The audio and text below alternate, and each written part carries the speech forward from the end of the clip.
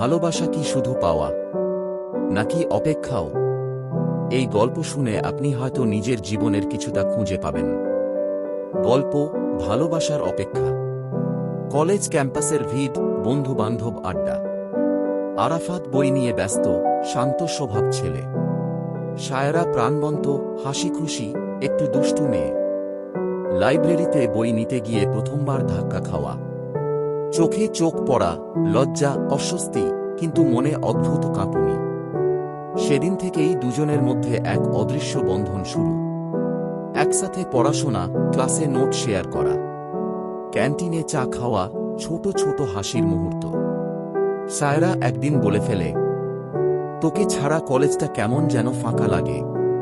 আরাফাত চুপ থাকে, কিন্তু মনে মনে খুশি। ছোট ছোট ঝগড়া, অভিমান, আবার মিটমাট। দুজনেই বুঝতে শুরু করে এটা শুধু বন্ধুত্ব নয়।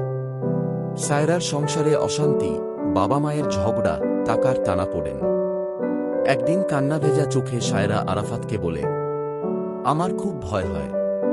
আমি কি কখনো সুখী হব? আরাফাত সান্ত্বনা দেয়, আমি আছি, তুই একা না।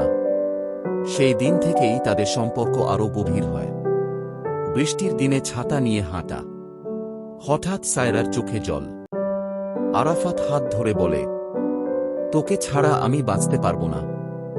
দুজনেই আবেগে ভেসে যায়। কলেজ জীবনের সবচেয়ে সুন্দর দিনগুলো কাটে। সায়রার পরিবার বিয়ের কথা বলে।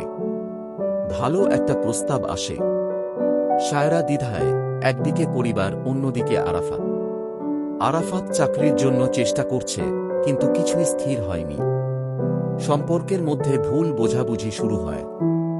দূরত্ব তৈরি হয়, কিন্তু ভেতরে দুজনেই কষ্ট পায়। সায়রার বিয়ের তারিখ ঠিক হয়। আরাফাত একা বসে কাঁদে।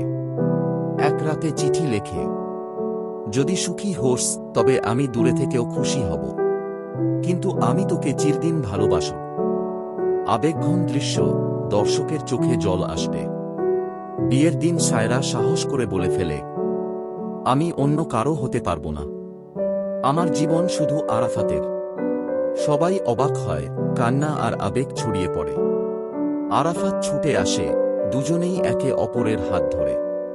নতুন জীবনের শুরু, চোখে জল হলেও মুখে হাসি। বর্ণনাকারী শেষ লাইন বলবে, প্রেম মানে শুধু পাওয়া নয়, প্রেম মানে অপেক্ষা, সাহস আর একসাথে থাকার প্রতিশ্রুতি।